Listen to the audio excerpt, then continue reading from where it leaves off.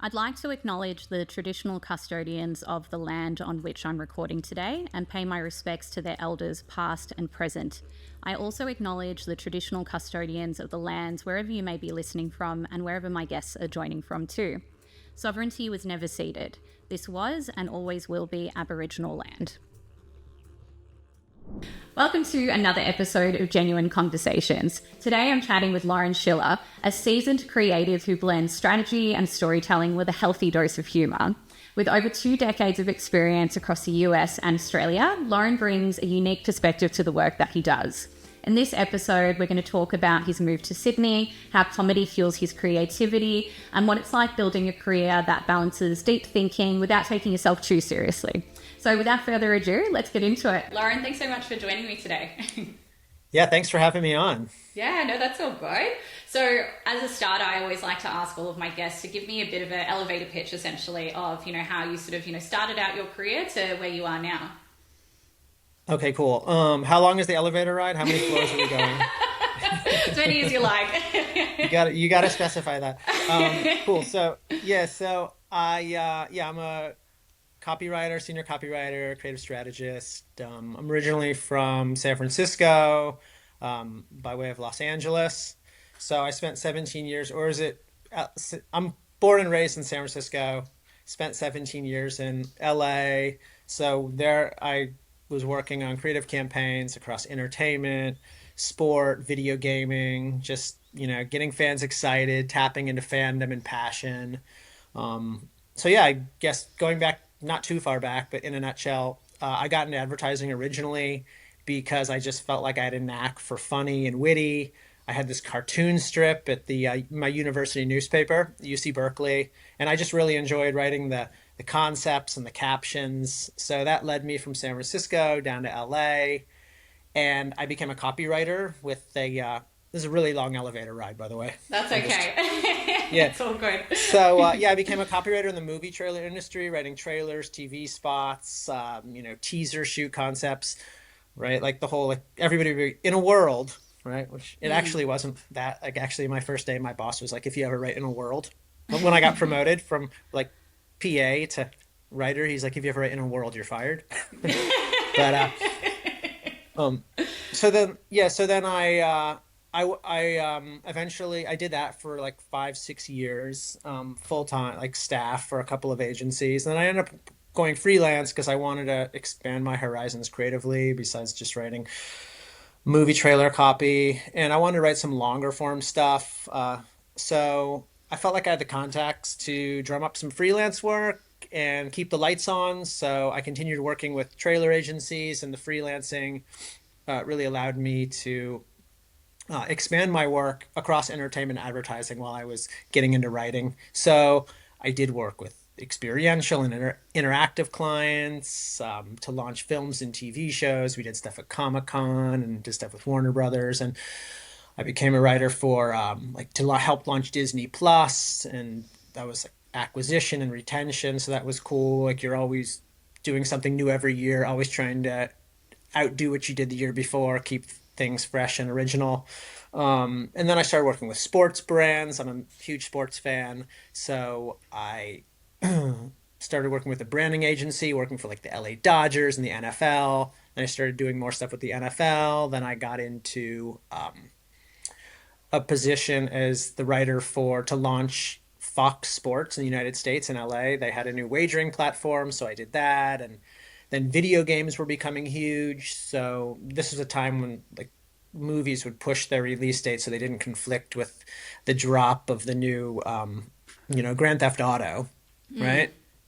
So it was like an interesting time, and then there became more video game work. So things just kind of kept expanding and expanding out, and I was doing more different interesting stuff. And also I mentioned why I went freelance, to have more time to be a screenwriter and a comedy creator. So I was doing that, and that was really feeding back into my advertising work in a really good way. And that just became busier and busier, and that was obviously paid work, and that was the priority. And you have a family, and so that was, but it was an amazing experience kind of doing both at the same time and seeing how they kind of cross-pollinated with each other. Definitely. Yeah, no, I can imagine. Yeah, Very, very so different in a world. that was my elevator pitch. Yeah. No, Elevator, that's all yeah. good. We got Long stuck in the elevator elevator for a ride. bit. Yeah. Yeah, That's yeah, okay. It passes the time. It's better than small talk, so it's all good. yeah. Yeah, there you go. And what sort of prompted your move, from, being in Yeah. LA, San Francisco to, moving over to Sydney, Australia? Yes, so my wife is was from here when we met. Um, and we would come here. This is like around 2008, and then we would always travel here. We came here like maybe once every year, once every 2 years. And then, like I mentioned, we had a child, and being a freelancer, and the cost of healthcare in the United States, Yeah. and we actually happened to have a place here, and my wife's parents had moved here like 6 or 7 years earlier, back in like maybe 2014 or so. So there's like more notches in the move column. We just kind of started thinking about it, and I just also realized I could keep freelancing with my clients. Like back in when I originally started freelancing was like, okay, I think I can get clients. Now it became like, I think I can keep those clients and Yeah. move here. So there were just a lot of reasons to just take that leap. And I'm really glad I did. Like, it's been an amazing. It's been here for about 4 years, a little over, Yeah. and it's been really awesome. Yeah. So that's kind of it was, logistical, but it was also to have a life adventure and try something new. Yeah, definitely, for sure. And I guess what are the biggest, kind of differences or maybe surprises, when you kind of think about the Australian market versus, sort of working with the US Yeah. market? Yeah. So I guess my first 13 years or my last 13 years in the States, I was freelance for about 13 years. So coming here, the majority of my work here has been full time. I worked for 18 months at Foxtel. So just the majority of my work, that's been the biggest difference is just freelance versus in-house. So my time between America and Australia has really been split in that way. But I just think being in house was a big change, not jumping from job to job to job to job, but really getting under the hood of one brand and being up close with it. And I think, obviously the cultural differences were huge. I had to get up to speed pretty quickly, which is something, I was already doing even before I was really working here. I was freelancing a bit with some Australian companies. I had freelanced with Foxtel a little bit before I was hired full time. And so just my focus when I came here, being a bit of an outsider, was just being a cultural magpie, as I've heard the expression dropped, I which like I didn't that. even know what a magpie was. We don't have magpies. Yeah, Like of we course. don't have magpies in America, but like it fits because you're always like collecting little bits and pieces of culture and the way people talk and what they're thinking and what drives them and what drives commercial behavior. So having to almost relearn that for a whole new country was really interesting. So that was a big difference. That was a big headwind for me. And actually, when I was first talking to recruiters and looking for work here, because that's something I obviously wanted to do eventually. I was freelancing with the States for a while when I moved here, and then I wanted to find work here because I think just living between those two worlds was just kind of a crazy. Yeah. It just didn't work after a while. And you want to work in the place where you live to assimilate and adjust. So yeah, I ended up talking to Ryan at Creative Natives, and he was like, yeah, one of the big headwinds is going to be that first job because you are like an outsider and people are going to think you don't know the culture. So it definitely took a lot of just learning, and it was really cool because it sort of gets you back to the basics of why you do this job in the first place is because you care about those things. Like you want to tap into what people care about and their passions and their interests, and relearning that for a whole new country almost feels like going back to those first principles of why you like this job in the first place and why you've been doing it for so many years. Yeah, definitely. That's a really interesting Yeah. perspective to have because I think Yeah. it's I guess especially like with the States, like sometimes a lot of the time Australia will kind of follow, sort of trends from the States and things like that. Yeah, But, being able of to sort of course. come here with that different perspective and, maybe some, different Aussie stereotypes in mind, things like that, maybe Yeah, informing the totally. way There's that so some copy many. gets done. Yeah, Yeah, it's definitely for funny sure. because I guess, I talk to friends back home and they'll make jokes about, oh, like, stereotypical jokes about Australia that is so not really what my experience with Australia is. Yeah, yeah, for Like sure. they're just so corny and like out of touch, right? Definitely. Yeah, I always just think of Um, if you're a Simpsons fan, that Simpsons episode based in Australia. I wonder if that's sort of like Americans' yeah, viewpoint of our culture. 100%, 100%. I recently watched that because my son is super into The Simpsons right now. Yeah, oh, that's so cute. Yeah, I love The Yeah, Simpsons. yeah, I could yeah. quote it all But day. like yeah, like what you said, it's like you start to figure out what's different and then also what's the same because so much is the same. Like I don't want to Yeah. put a percentage on it, but there's just, America exports so much culture and with social media, things travel so fast. But then there are absolutely cultural specifics here that you need to know. And I think when I was hearing about like these headwinds, I was like, oh, but I've worked in LA and I've worked with big brands, but like now that I'm on the other side and I feel like I've learned so much more, I do understand where um, you know, that maybe resistance was coming from or like that concept of like headwinds was pretty legit. Yeah, yeah, absolutely. Yeah, Yeah. I think it can be a double-edged sword because it's something where it makes your profile look, really exciting because you've worked with all these like big notable brands and things like that. But then sometimes it can come down to the nitty-gritty of like, cool, are you going to get, the sort of language here? Is that sort of transferable? Because, sometimes even people can be not like intimidated, but they get a picture of you based on your CV or based on what you're sharing on LinkedIn or, things like that as an Hmm. example and go, oh, he'd be so bored doing this, which is silly. I think Yeah. it's right not to, it's best not to make assumptions as recruiters, as hiring managers and things like that when you're looking at someone's background because you don't know what their story Yeah, is at like the you end got of to the do the day. work, right? Yeah, yeah, definitely, for sure. And Yeah. I guess another topic I wanted to go into with you is about how comedy, I think, which is evident, plays a big role in your work, but also you as a person as well. Has that always sort of been something that you sort of purposely kind of wanted to sort of lead with as you sort of got into copywriting, or did it sort of happen gradually? Yeah, well, so I kind of mentioned or that I got into copywriting because I fancied myself as sort of funny and witty, and I had that cartoon column, and I was getting a sense like, okay, this is something I'd really like to explore more of and pull that thread and see where it goes. And movie trailers were really interesting because the agency I work for did a lot of comedy, so I got to write a lot of short, punchy comedy taglines or just trailer scripts, but you got to be funny too. So that's kind of how it started. And then I started to really get this itch. I think being in LA, there's everybody's working in movies and entertainment and Hollywood. You want to kind of like try your hand at it. And that's part of the reason I was sort of just drawn to LA from San Francisco in the first place. Like I just wanted to be around a more of a creative community than I felt like I was in San Francisco.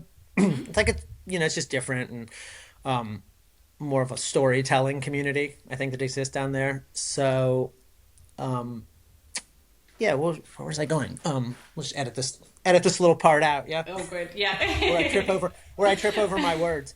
But yeah, so I think when I went freelance, it was really to have more time to explore screenwriting and content creation. I took a bunch of sketch writing classes and like improv acting courses.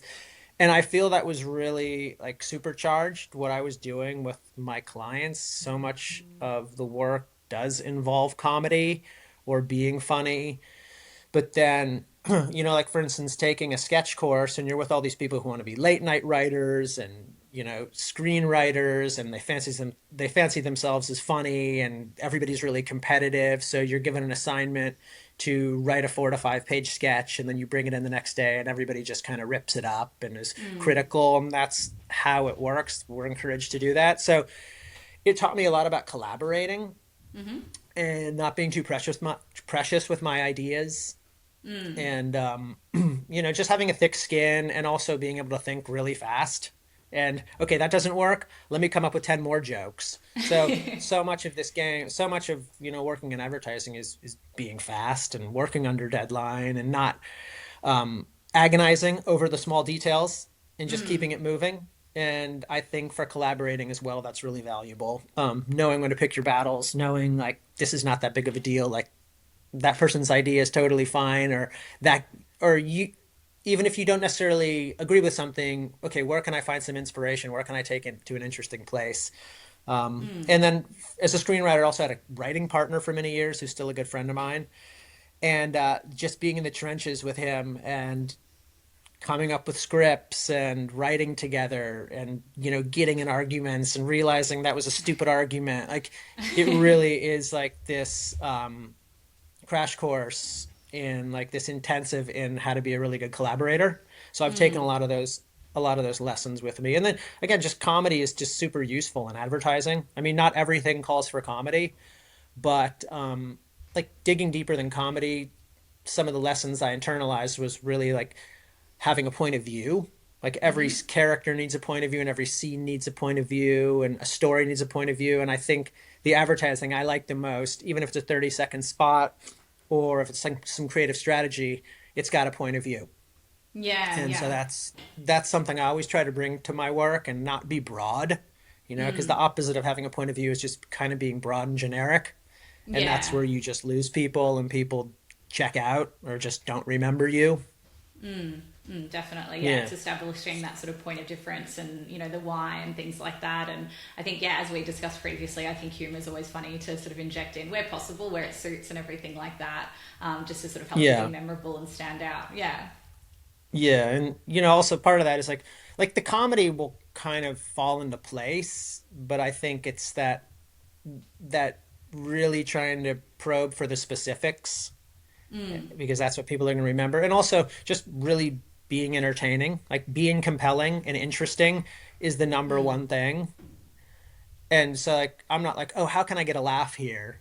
It's like, how can I do something interesting? And sometimes the idea will just go where it wants to go. Maybe it wants to be more inspiring or it wants to be weird or quirky. But as long as it's interesting, I just kind of go with it. And then oftentimes it ends up being funny by default or because there's conflict. And oftentimes conflict is inherently funny. And this is a little bit off, I guess, for the audience, we Mm, have a bit of a framework that I always send to our guests beforehand, but I like to throw in a bit of a random question here and there as sure. well. What was Yeah. your favorite trailer to sort of write, or what was your favorite, yeah, your favorite sort of movie to work on? I'm a big movie buff, so I'm keen to hear. That is a good question. It's funny because the movies, like the biggest movies, aren't necessarily the most fun ones to work on. Okay, So yeah. you'll work on like, Spider-Man, but it won't be super fun because there's just the window for what is acceptable, like copy for Spider-Man is a lot smaller when you're dealing with these huge action tentpole movies that have to appeal to every fan. So a lot of the Yeah. movies that were just the most fun to work on were like It's Complicated, this movie back in the day with um, Alec Baldwin and Meryl Streep, and like a lot of romantic comedies, that are very, I think, more very situational Yeah. and have very more specific narratives than you can write to set up jokes. So yeah, and just like oftentimes quite bad movies, like that are not going to be critically acclaimed movies.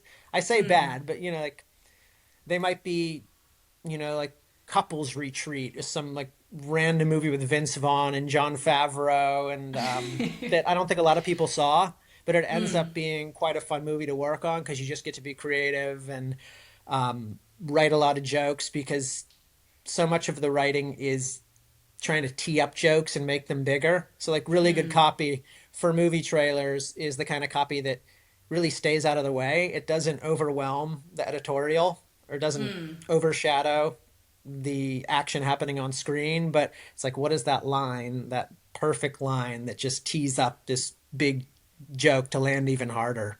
So Yeah. that's really one of the big challenges of film advertising copywriting. So yeah, like some of the movies like that were just crazy to work on, like was this movie called Spanglish back in the day Ah, yes, I with remember that Adam one. I didn't watch Sandler. it, but yeah.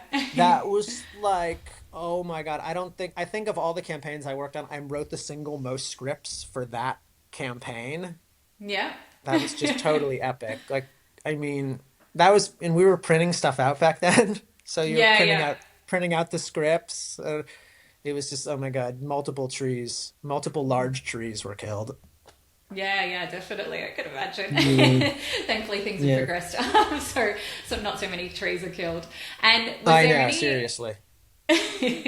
And you mentioned early on when you were sort of, working as an assistant to begin with, before you started getting Mm. into script writing, you were told very strictly not to write in a world. Was there Yeah. ever any times where you were really tempted to do it? It just seemed like it was the right thing to do to start off a No, trailer not like that. really, to be honest with you. Because Yeah. the industry had already evolved by the time I arrived in it, where like it had been just done so many times. Like I even knew it was a horrible trope. So it was really said to me, it was really said to me on my first day as an Yeah, assistant. yeah. They're like, we know you want to be a copywriter. If you ever write in a world, you're fired. So I Yeah, think yeah, it absolutely. was right around the time when the industry, now it's like such a tired old joke that nobody even it pays any attention to like the idea of in a world being a possible thing. But then it was like recent enough where people were still sensitive about it. Yeah, definitely. I'm trying to Yeah, recall like a movie trailer where it starts off with that. I feel like that maybe happened back in the 90s or maybe even later than that, depending. totally. I guess you'd probably have a better idea than I Yeah. would. Yeah. Well, because you watch a trailer from the 90s now and it's just wall to wall copy. It's wall to wall Yeah. narration. And it's like talking Definitely. over all the scenes and you're just like, this is so weird. Definitely. Yeah, no, things have progressed for the good, but it's fun watching it for the nostalgic factor though. Oh yeah, it's really funny. Like watching old movies and I do that sometimes just to get a Me laugh. too. Yeah, Yeah, definitely. I love cheesy bad movies. I just love movies in general, so I'll watch a bit of everything. exactly. Yeah. Yeah, no, for sure. Yeah. Yeah, And I've seen a lot of those kind of movies. Like, yeah, yeah, absolutely. It's slightly off topic, but mostly on hmm, topic. We can decide what's yeah. on topic. What's your favorite bad movie, would you say? Oh, my favorite bad movie. Good question. That is a good question. I mean, some people don't like Step Brothers. To me, it's the funniest movie of all I time. think it's so funny. Yeah. But like, I wouldn't call that a bad movie. God, there have been some movies that I've liked that I guess other people haven't liked. God, Jen, what is my favorite bad movie? I'm trying to think of mine in the back of my head as well. Uh, yeah, I'm gonna have to get back to you on that one. That's okay. We can have it as What's a yours? what's mine? I'm trying to think of what's my favorite one. I don't think I've got a favorite one off the top of my head, but I did watch this just really weird one from I think it's like a Belgian one. It's called like Satanic Grannies or something, and it's just like this Mhm. really cheesy, over the top horror movie with like these two grandmothers that become possessed at a family dinner party and things like that. So Oh that's my the God. kind of Okay. yeah the kind of bad movies I'm into Yeah. personally. Okay. Yeah, I guess yeah. Maybe to answer that question, my favorite bad movie. I'm a big horror fan, so me I too. once worked. Yeah, Yeah, I once worked on this movie, and I don't remember the name, but it was for this Toronto film company that was making these like late night movies that were only seen in Canada. yeah. And my agency that I was working for had the account to work with this film production company, and they had this one movie about a hamburger, like a piece of bad beef that like escapes from the factory and starts eating people. Yeah, yeah. And it was hilariously awesome. Yeah, I can And I imagine think that'd be so fun. I think the copy line was when it's hungry, it's angry. When it's angry, it's hungry. It's a vicious cycle. And I was like, oh my God. I think I became like semi-famous at my agency for that line for like a Yeah, day. I can imagine. No, that's a good one for Yeah, sure. yeah, yeah. So yeah, I've worked on some pretty terrible films. I could go back in my files and answer this question in a lot more detail. Yeah, no, that's awesome. I love that. I'm going to remember that one. Yeah. And my last question would be, I guess, what advice would you give people that have had a similar sort of experience to yourself, where you've come from sort of overseas experience and then kind of looking to break into a market, whether it's Australia or anywhere else. Of course, there'll be variables, but what's some general advice that you would sort of give? I would say just be really curious and um, just put yourself out there, like meet people and do things and go to events and talk to people and like want to talk to people. And if that kind of thing is painful for you, then maybe you shouldn't do this, really.